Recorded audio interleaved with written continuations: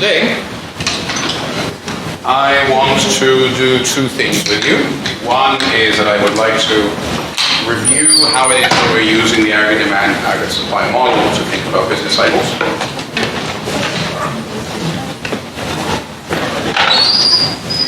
That's going to be front and center of the midterm and the final exam. And two, having done that, I want to discuss with you something that I hinted at, which is that there are many different schools of macroeconomics. And so I want to give you some idea of the origins of their disagreements.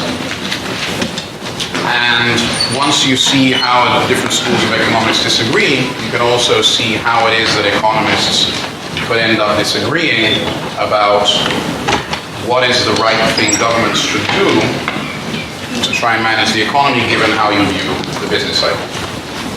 So all those disagreements do have a root, and it's because they think business cycles work differently. Okay? Any questions, comments? So, we're going to be talking about the business cycle. And as I mentioned, I want to start by reviewing the demand-supply model and discussing how it is that we're going to use it to think about business cycles, regardless of which school you might think is reasonable. So first of all, we're going to remember that the aggregate demand, aggregate supply model lives in this space where we look at the relationship between the price level and real GDP. And we started off with the idea that in the long run, the price level doesn't actually matter. In the long run, what determines how much GDP there is what we discussed at the beginning when we talked about growth. The quantity of resources available and the efficiency with which those resources combine to make output. We discussed that that comes down to what we call technology, which includes both scientific knowledge and managerial knowledge, and also has to do with institutions. So that translated into this notion of the long-run aggregate supply, which we represent in this figure by a vertical line corresponding to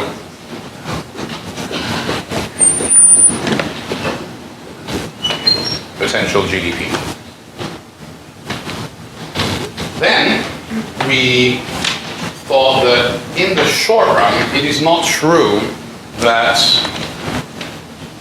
the price level doesn't matter, and the reason is because whenever the price level actually changes, it's not the case that all the prices are changing at the same time. Some prices are lagging behind others.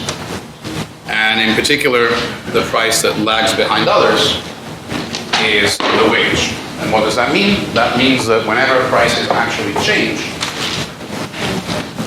let's say prices rise, the wage doesn't rise with them. The wage isn't rising with other prices. It means that when the price level rises, the real wage goes down. Right? The amount of goods, final goods and services you can afford with the wage is smaller. If the price level went up, the wage didn't. So if the real wage has gone down, labor is cheap, and so producers are more likely to produce more. In other words, in the short run, this supply curve should be upward slope. Right? Now, before we move on to demand, there is one more thing I want to add to this picture about the shape of the aggregate supply curve. That is the following.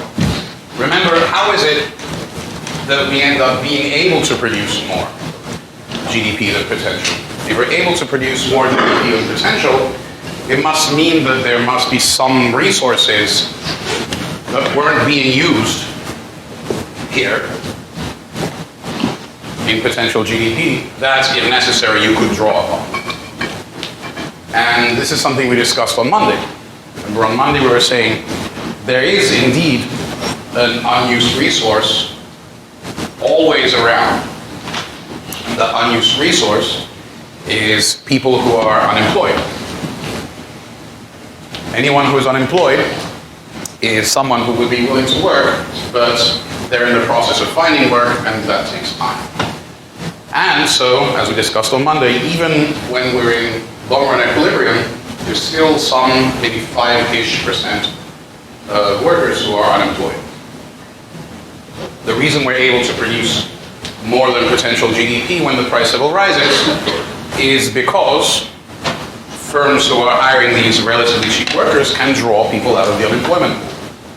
So the unemployed, remember, there's more people finding jobs, maybe also fewer getting fired because they're needed, and so the unemployment pool decreases. And that's why we're able to produce more than potential GDP, at least temporarily. In other words, at least until wages rise to meet prices. But this pool of unemployed resources is not infinite, right? 5% of workers may be unemployed even in, let's call it, average or normal times. That means that the pool of extra workers you could draw upon if you're temporarily producing more than potential GDP is limited.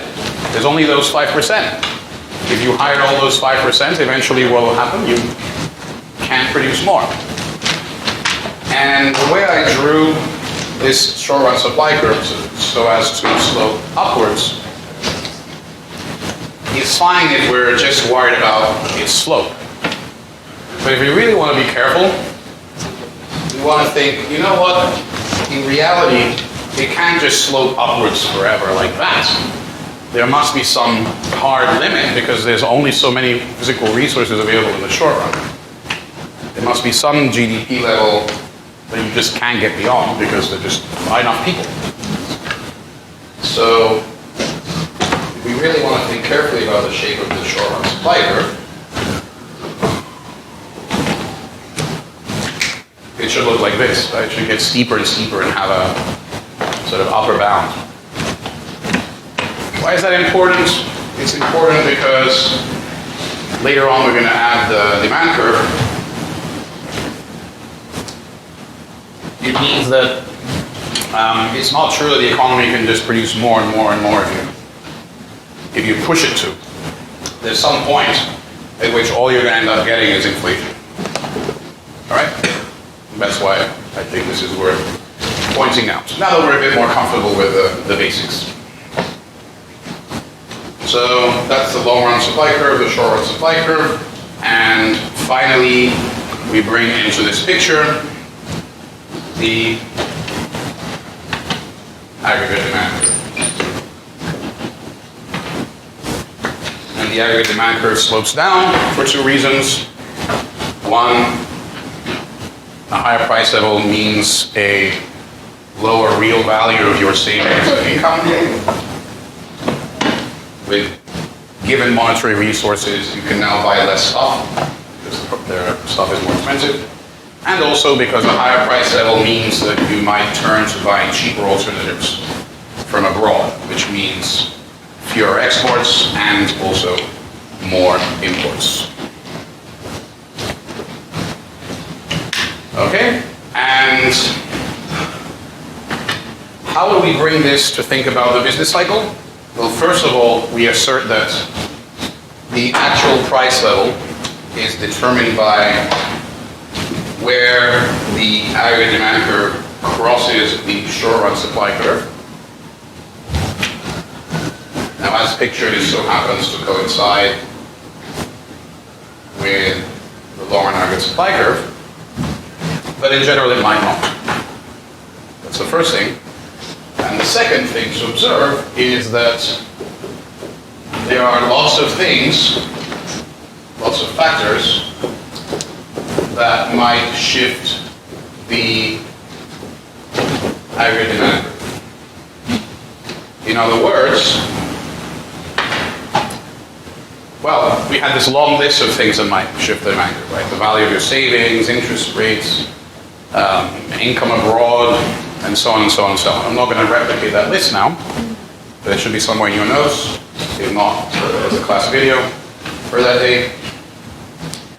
And the aggregate demand curve could shift in either direction. One is, for example, picking the example from last class. Income abroad. If income in one of your close trading partners goes up, well, then suddenly they can afford more stuff, including more of the stuff you sell to them. So exports rise and aggregate demand curve shifts to the right.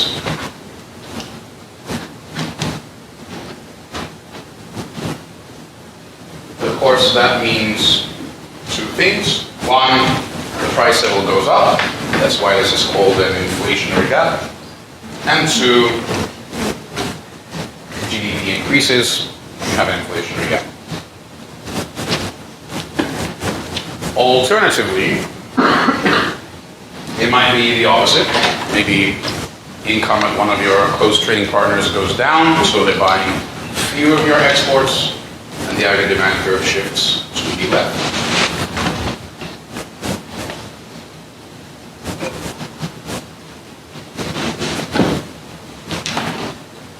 In that case, we're now at this spot, and we have the opposite. We have lower prices and less GDP than potential. We've just opened up a recessionary gap.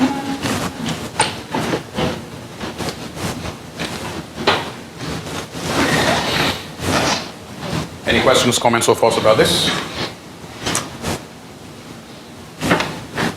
Notice, however, this is just a first step. This is how a recessionary or inflationary gap opens. The business cycle theory that we're looking at also has an idea of what happens or how the economy responds to this situation. So think about that. Let's pick one, because we don't want too many lines on the figure. Let's pick the recessionary gap and focus on that.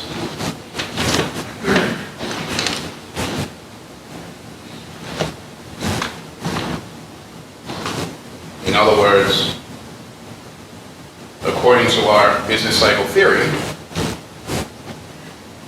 this is not the end of the story. This is only the first part.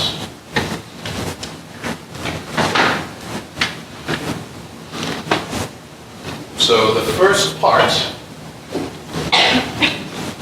is, again, that something happens that shifts the aggregate demand curve, in this case to the left, and macroeconomists refer to that thing that hit the economy and moved it out of balance as a shock. Okay? So macroeconomists often talk about shocks that the economy experiences, and most of the time these shocks are going to be something that moves the demand.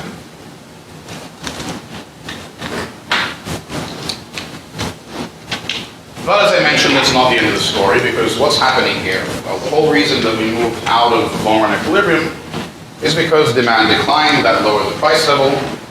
The key thing is wages are still stuck where they were before, and so the real wage is now, in some sense, too high compared to in the long run. Sooner or later, the wages should shift along with the other prices. In other words, sooner or later, the wage should go down. Why? Well, we discussed it extensively. In this situation, the firms aren't producing, they're not hiring as much, they may even firing people more than usual. Some of the firms may even be closing down because they can't afford to pay the workers. All of these things weaken the bargaining power of workers relative to whatever it is here. And so that puts downward pressure on the wages. How does declining wages change this figure? Well, remember, wages are in this figure because they're a cost of production.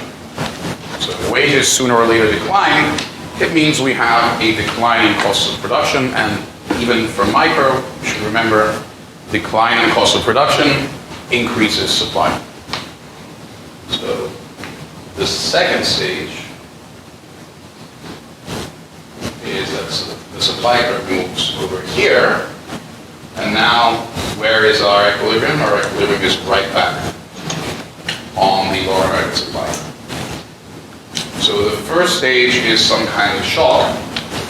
The second stage we refer to as the economy's self-correcting mechanism.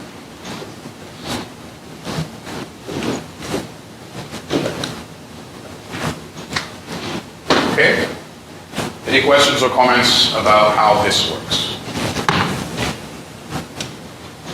So when all is said and done, according to this business cycle theory, first there's a demand shock that shifts you out of long-run equilibrium, and sooner or later the supply responds in such a fashion that the output gap that was opened gets closed. And in the end, when all is said and done, all that happened is you ended up with a different price level. Of course, in between, you got to suffer from the impact of the recessionary gap. So I said that today I wanted to discuss different schools of macroeconomics. And having laid things out in this fashion, you should see there are two things that schools of macroeconomics could end up disagreeing about. At least two things.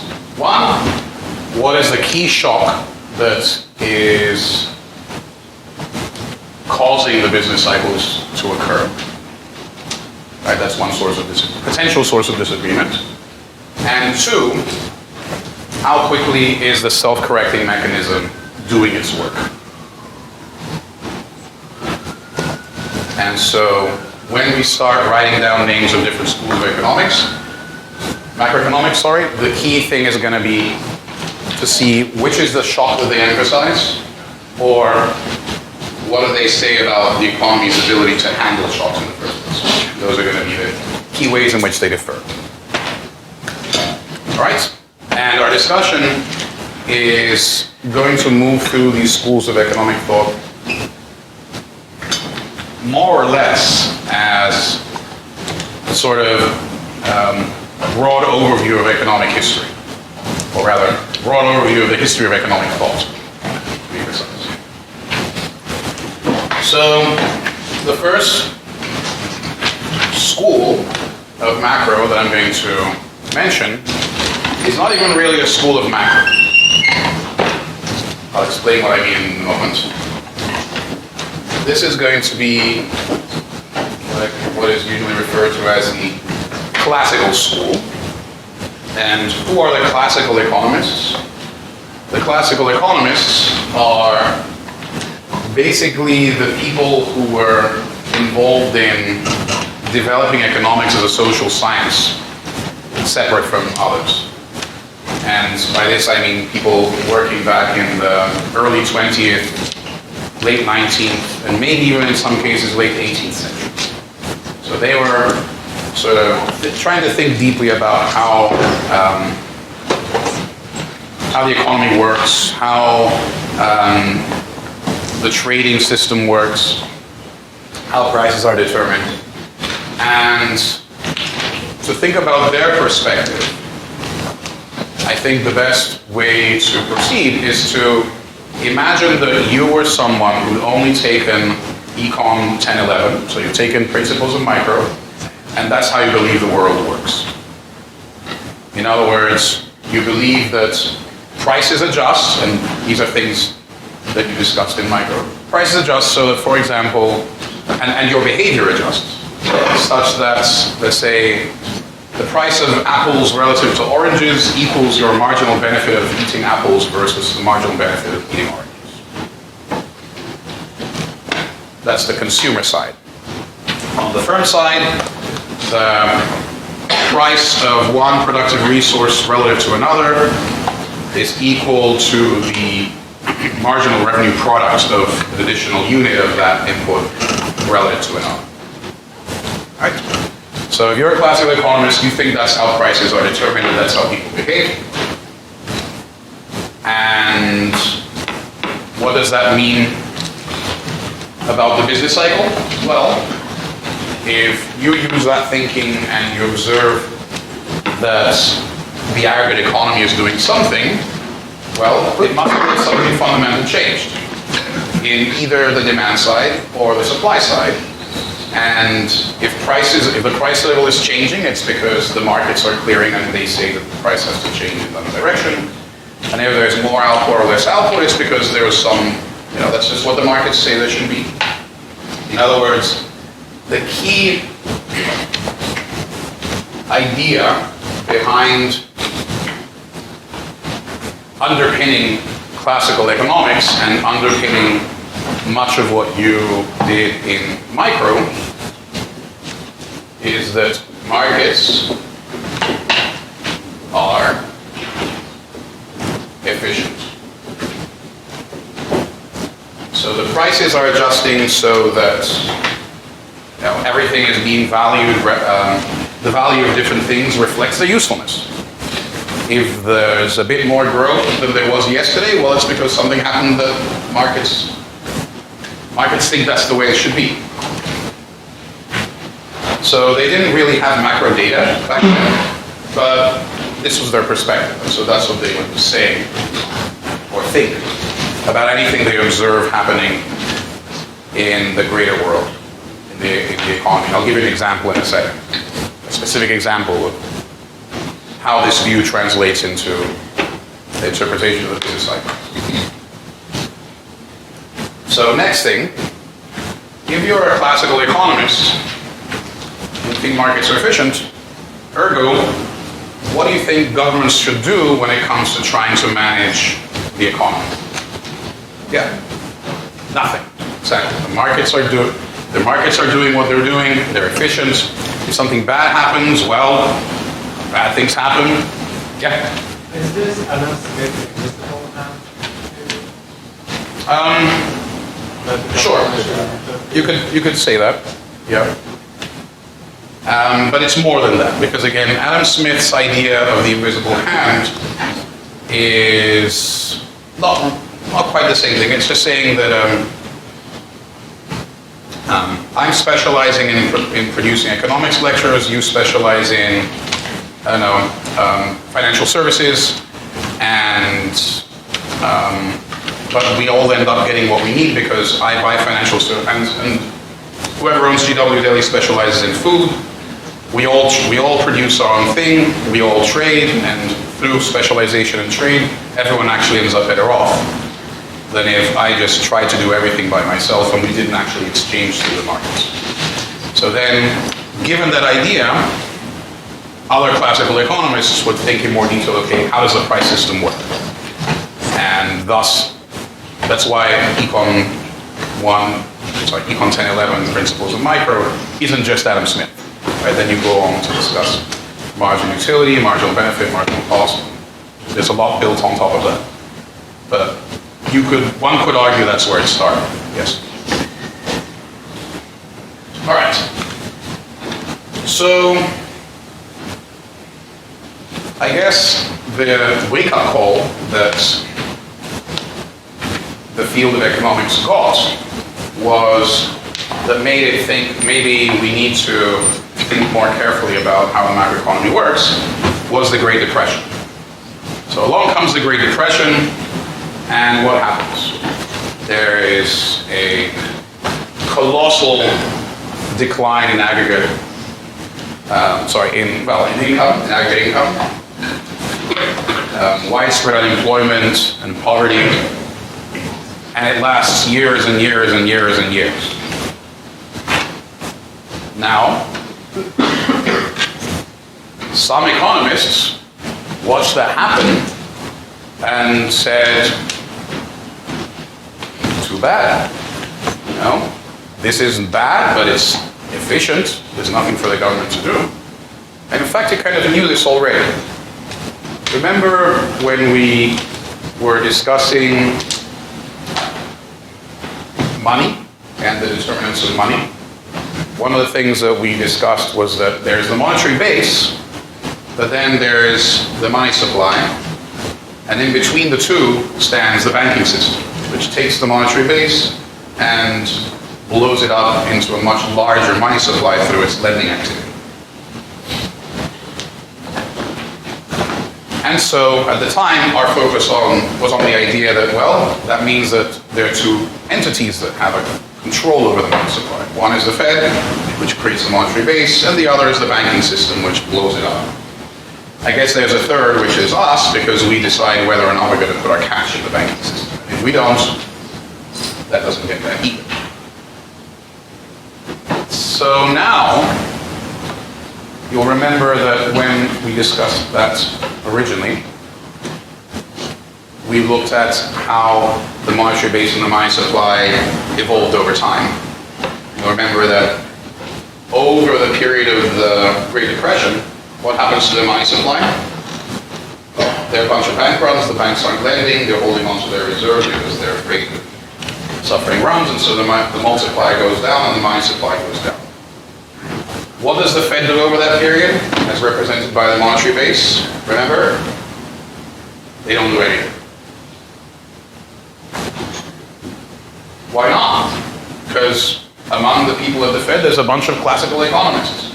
They see the banks collapse and they say, well, that bank is collapsing because they did bad investments, and the market is just cleaning out bad firms and allowing good firms to remain.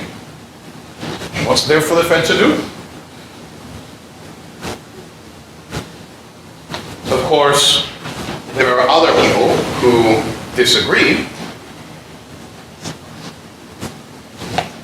And one could argue this is the birth of macroeconomics as a whole separate field. And among those who disagreed with this view was one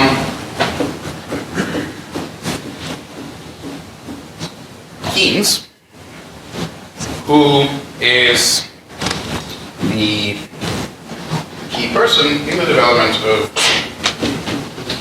the Keynesian approach to macroeconomics. So,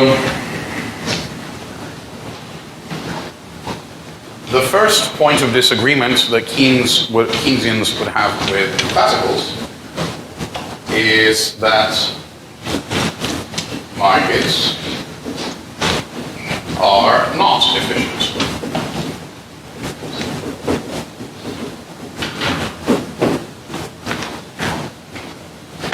Remember, the classicals say markets are efficient, prices adjust fairly quickly to reflect the marginal costs and benefits of different things. So what's the logical thing the logical starting point of a disagreement with the classicals would be, no, they don't. Prices do not reflect the marginal cost and margin relativities. Prices, and therefore, markets are not efficient. Now, we already looked at the notion that some prices might not reflect, at least not immediately, the cost and benefits of different things, because remember, behind all of this, we have the idea of sticky wages. And if we have sticky wages, of course, that means that we are asserting that, in particular, the labor market is not efficient, right? Keynesians will go even further. The Keynesian will say it's not just labor, price of labor that's sticky. Keynesians think that all prices are sticky.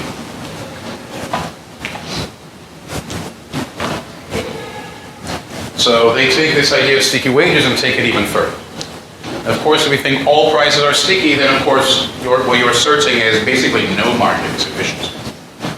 Or, to be precise, it takes a long time before the relationships that you study in microeconomics are established, and so there can be long periods of time when the markets aren't doing their job. Another way of How does that translate into these 2 points? It translates into saying the self-correcting mechanism takes forever. Can't wait for it. If you think the self-correcting mechanism takes forever, what's the next logical conclusion as far as policy is concerned? Governments should intervene in markets.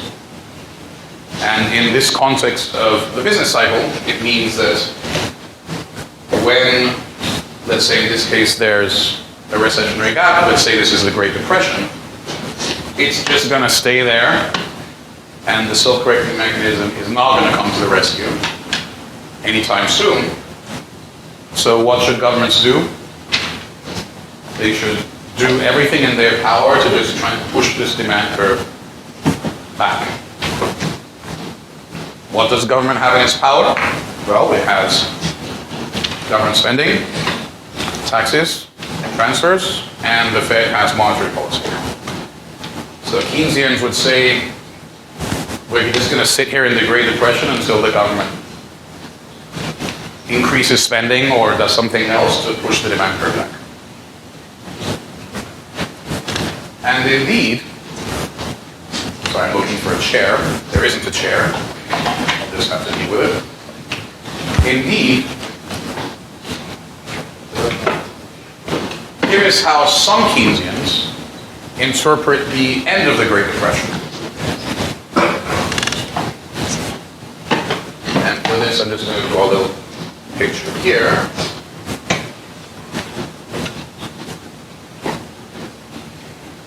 Here is time.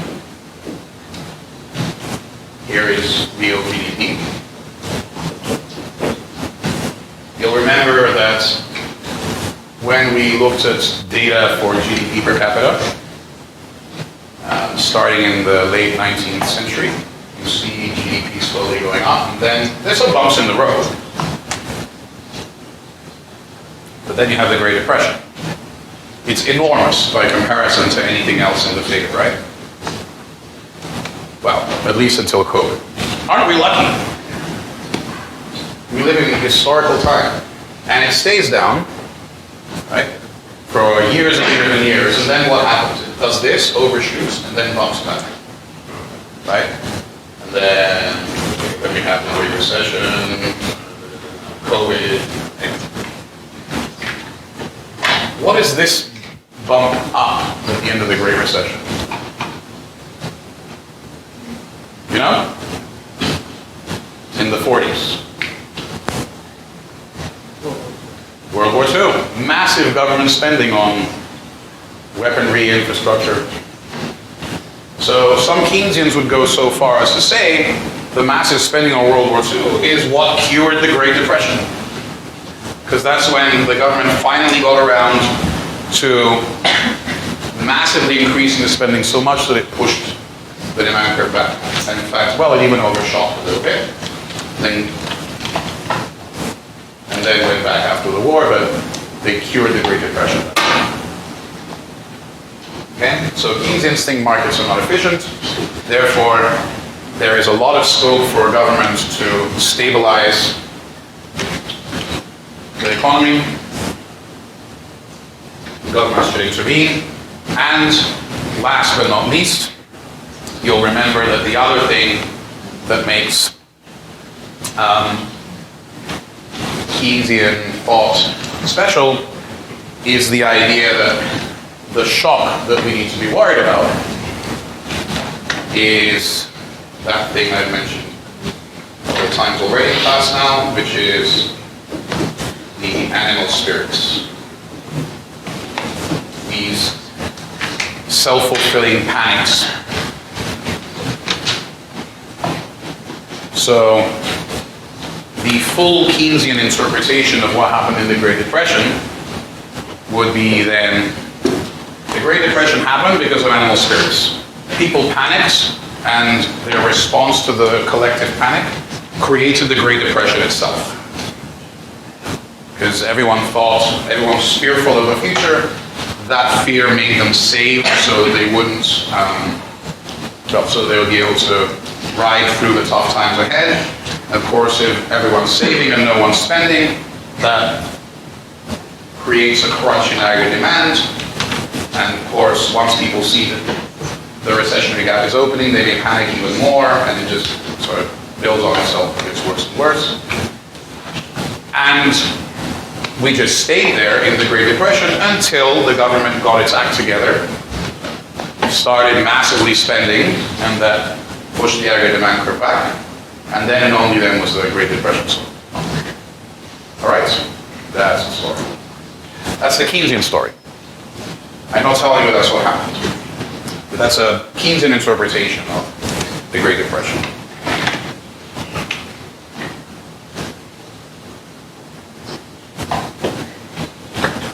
Now, when Keynes was having this debate, there were other people who disagreed with him. Some of them were friends, some of them were not, but there were other interpretations of the Great Depression, and another interpretation of the Great Depression translates into another school. Although somehow that school would need to have an alternative account of what happened. And the alternative, I'm not going to mention all schools of economics, but here's a big one. An alternative school of macroeconomics that exists and that also arose around that time is the Monetarist school. And monetarism, as the name suggests, revolves around the idea that the business cycle is ultimately driven by changes in the money supply. And as discussed, whenever you think about the money supply, you can't really do so without keeping in mind that the banking system plays a big role in generating the money supply through its lending activity.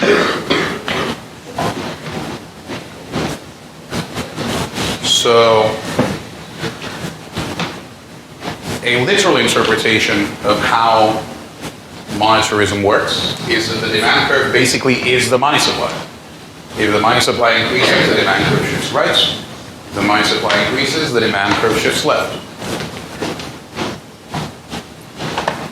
And thinking of it that way makes it easy to remember, I guess.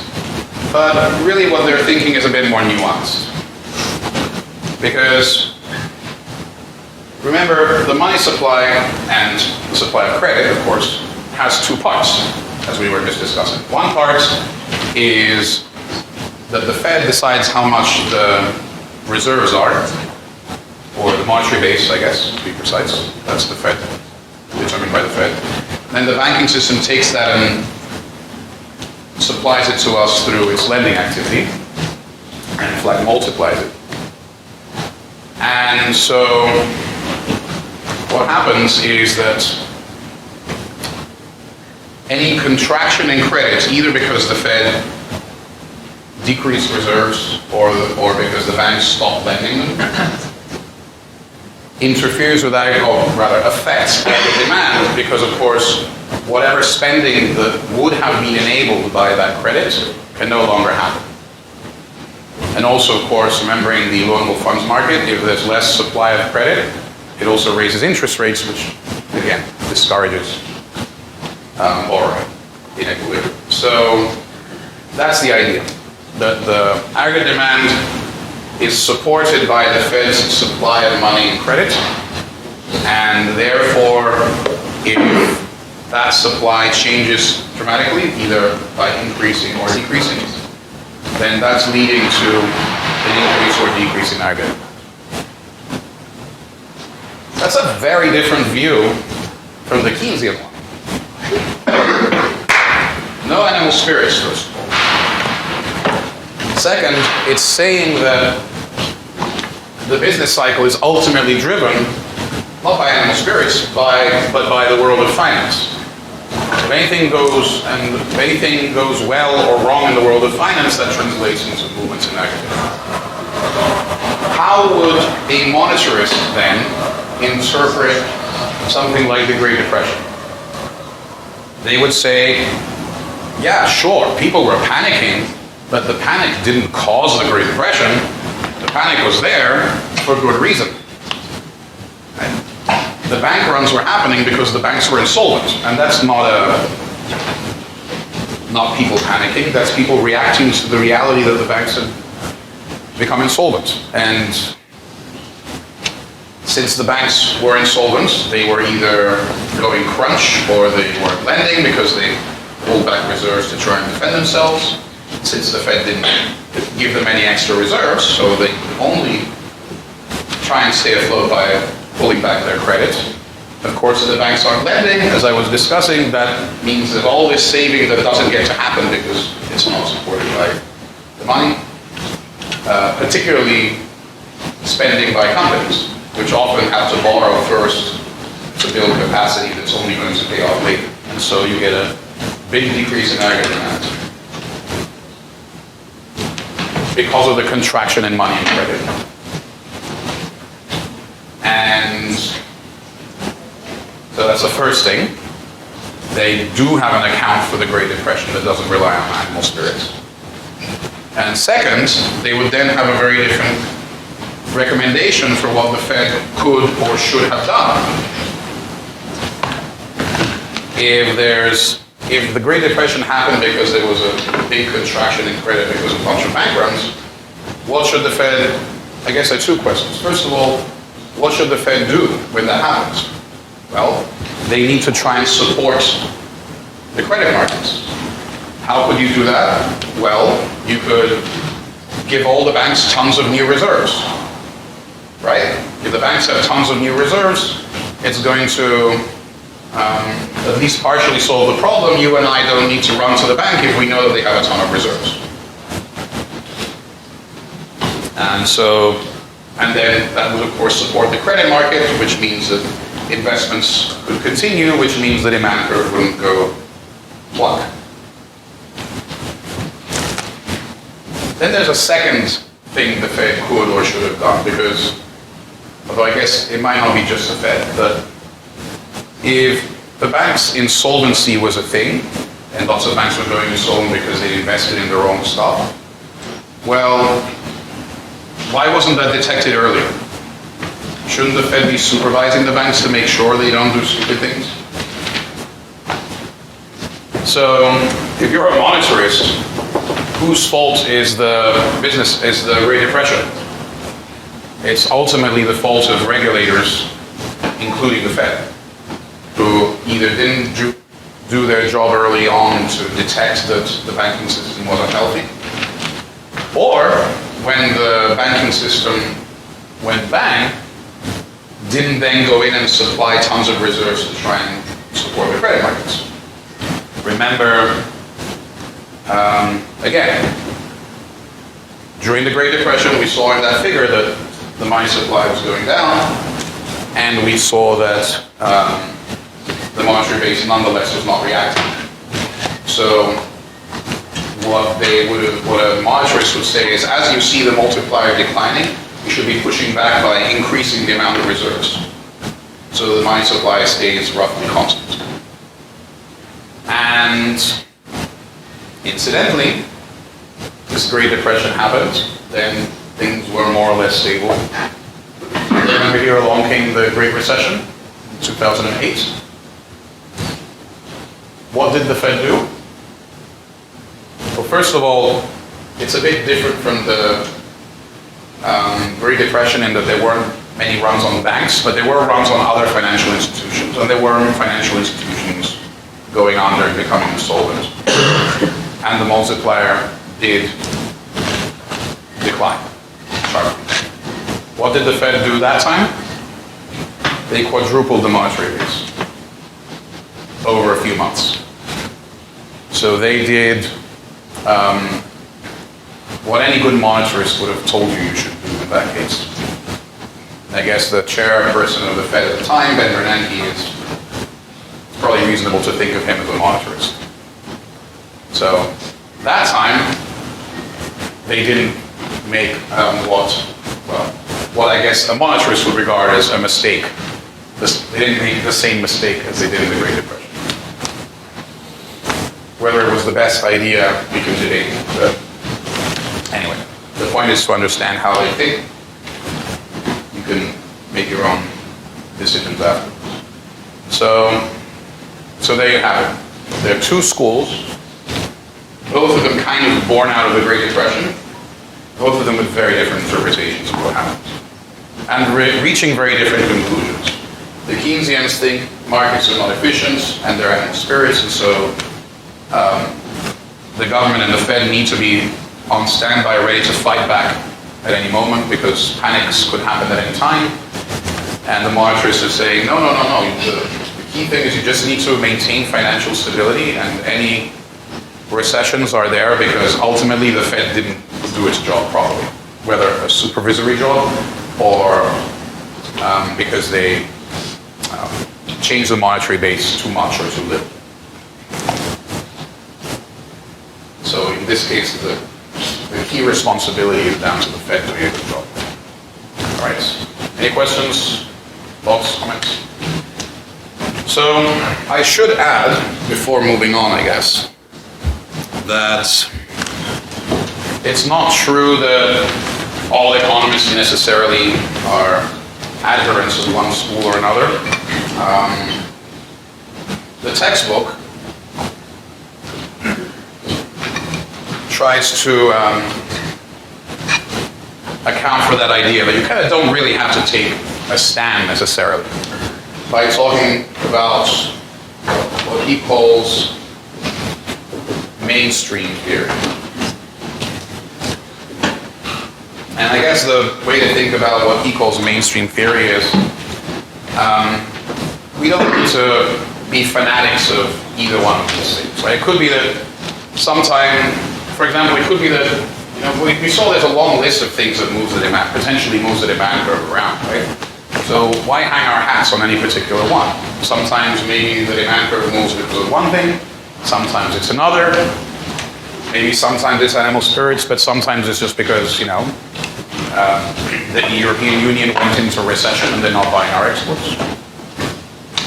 Or maybe sometimes there are financial crises and maybe that does look like what the monetarists think. But then other times it's not that, other times it's something else. So I think what he means what Parkin means by mainstream theory is just, let's keep an open mind that there are lots of different things that could affect the macroeconomy.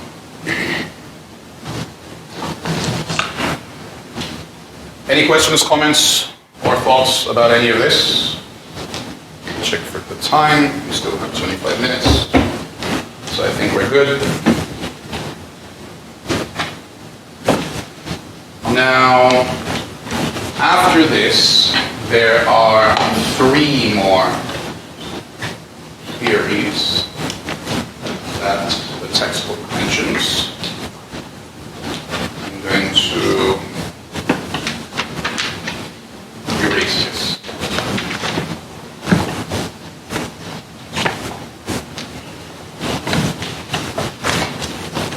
I'm going to talk about both of them together.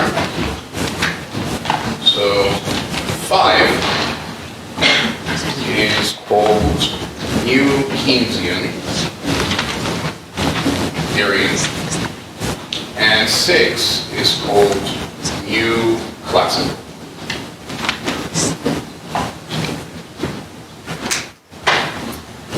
And obviously, New Keynesian has to be some twist on Keynesian theory, and New Classical has to be some twist on classical theory. And the fact that they're both called new might suggest that the twist is the same, and it is. So the twist that these two have on Keynesian and classical, and this is something we'll get back to later when we talk about inflation, is that they put a key emphasis on whether shocks are expected or unexpected.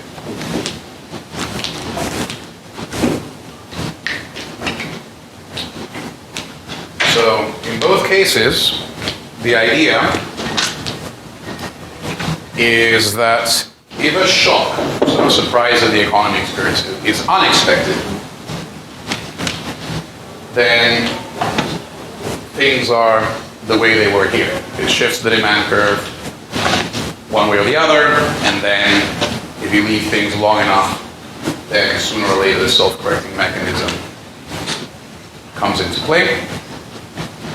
Of course, just like old Keynesians, new Keynesians might disagree on how long. It might say this takes a terribly long time, so government should intervene. And the classicals might not. But the key difference between expected and unexpected is the following. Remember, the whole point of the self-correcting mechanism was that the shock happens, and then it takes some time, maybe years, for wages to respond and the supply curve to end up shifting and closing the gap.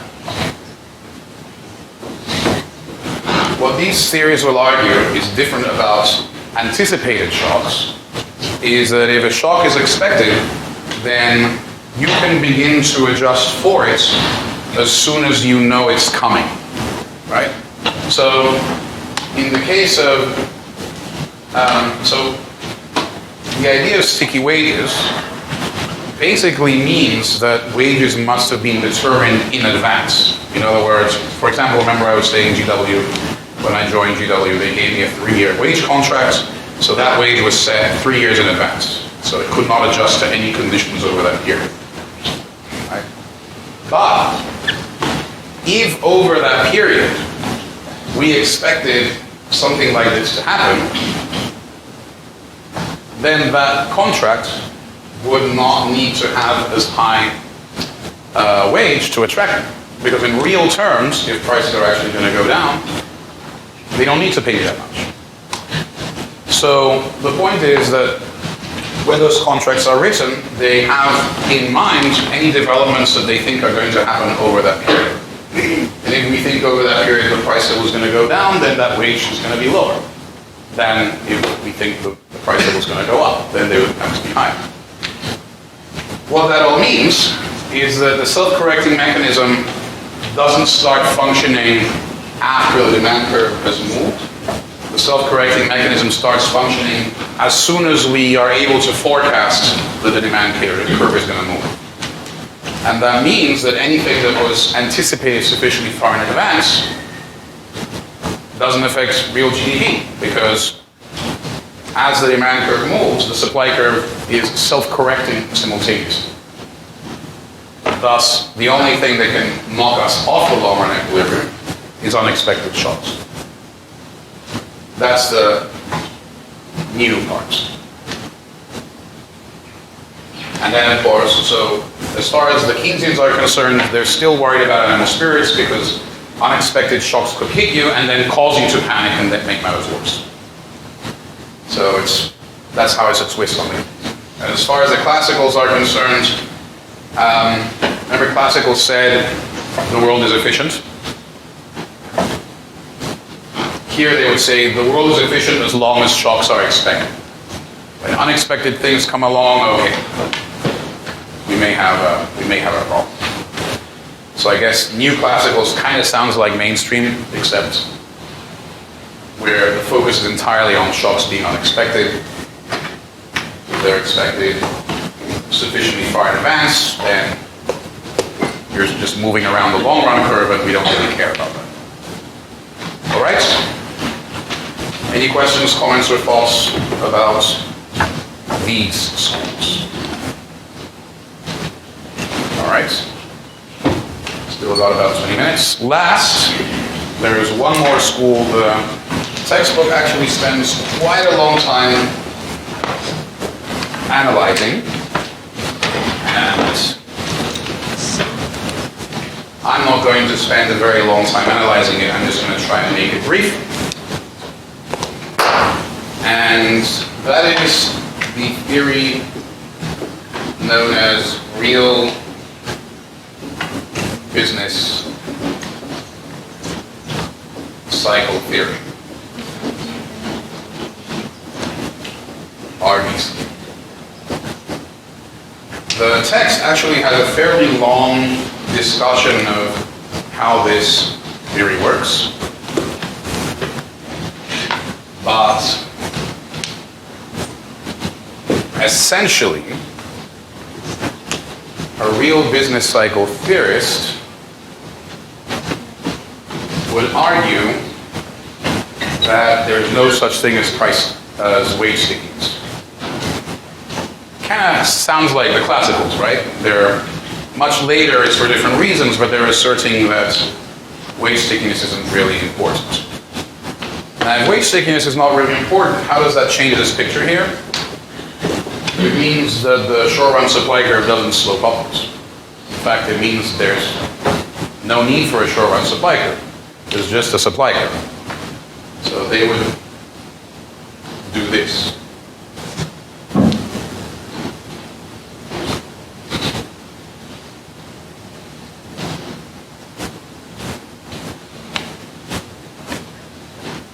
Well, interesting. If there's no short-run supply curve, then how can we have a business cycle?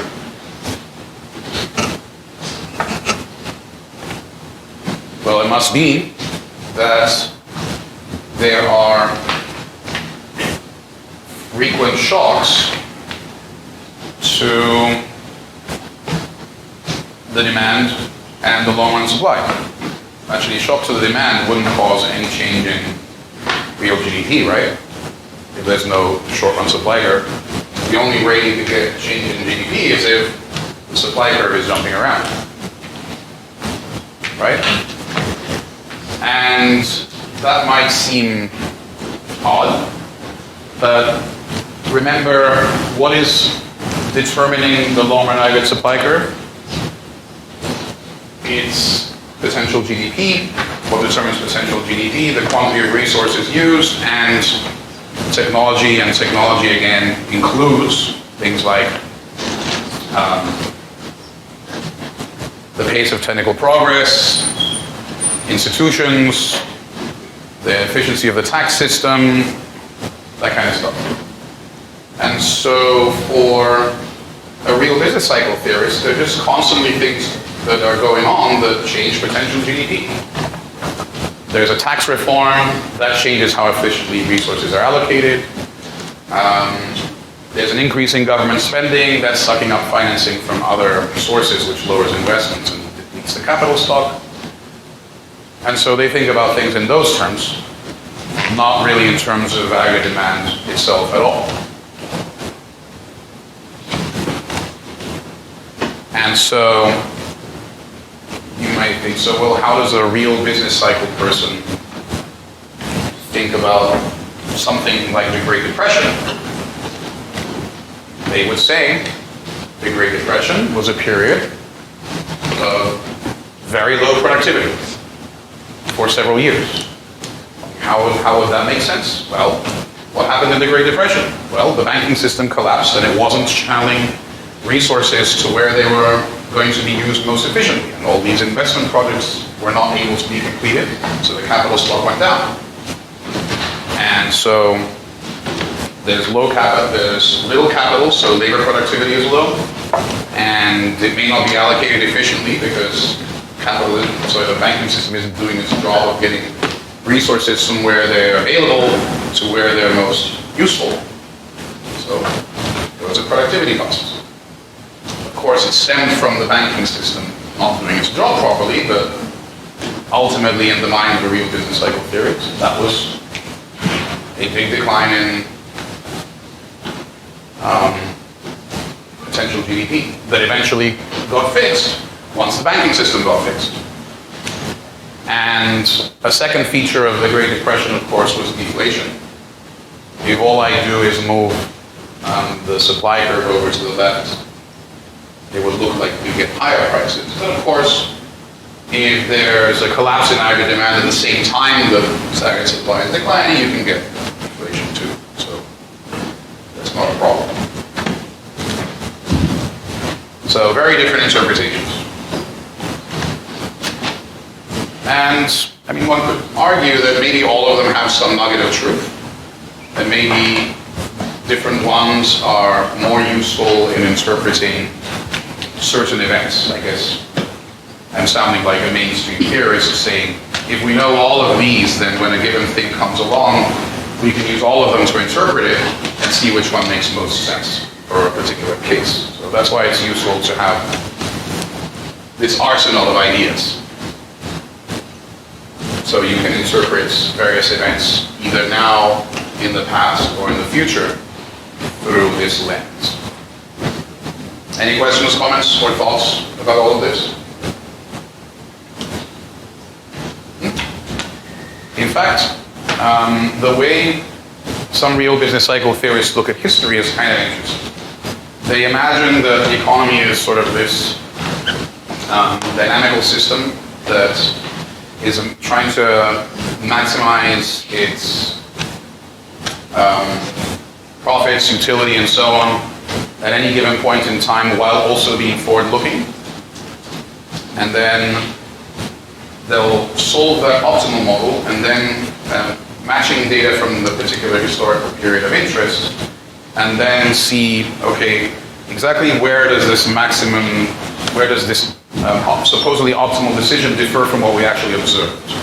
And then they use that to say, okay, so it looks like the equations related to, let's say, the choice of labor is where it looks to be fitting the data the worst.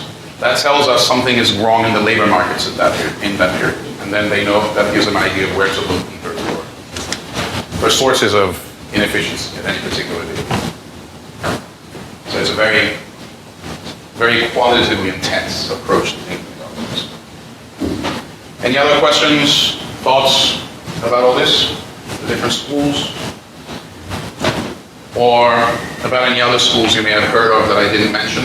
After my 9:30 class, a bunch of people were asking, what about this other school? What about this? I guess one person said, what about the Chicago school? I don't know if you've heard of that. That's kind of, at least at the beginning, monetarist. Although then it evolved into new classical and real business later on. And someone asked me, what about the Austrian school? If you want to talk to me about the Austrian school, we can do so afterwards there. In the meantime, you know what time it is? It is time for our exit quiz. Theories of the business cycle. Question 1. Classical economists think that the economy is what? Highly efficient, highly inefficient, driven by amateurs, or driven by credit cycles?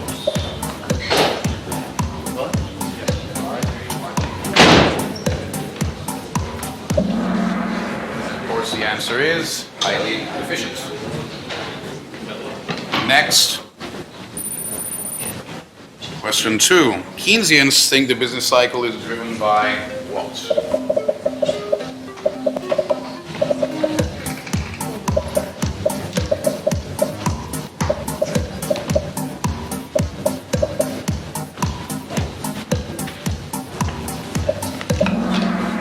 Of course, the answer is animal spirits.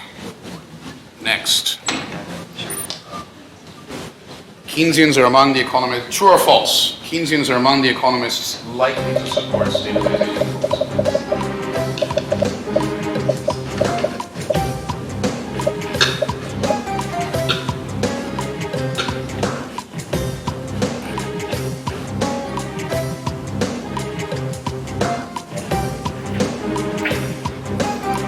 Of course, this is true.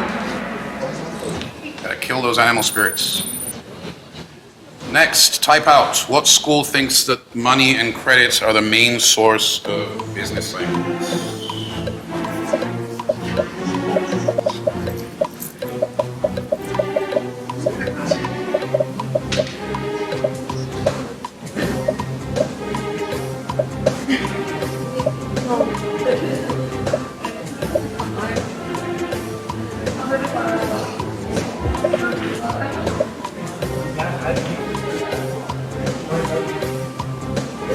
course, the name says it all. The answer is the Monetarist school.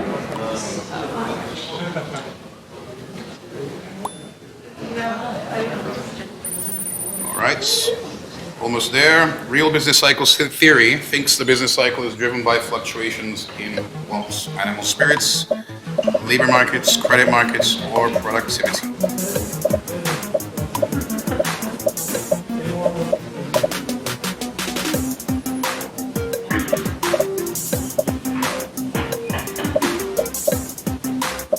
The answer is productivity.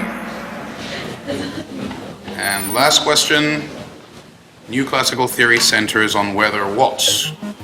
Whether credit is stable, whether they're animal spirits, whether shocks are unexpected, or whether international trade is balanced.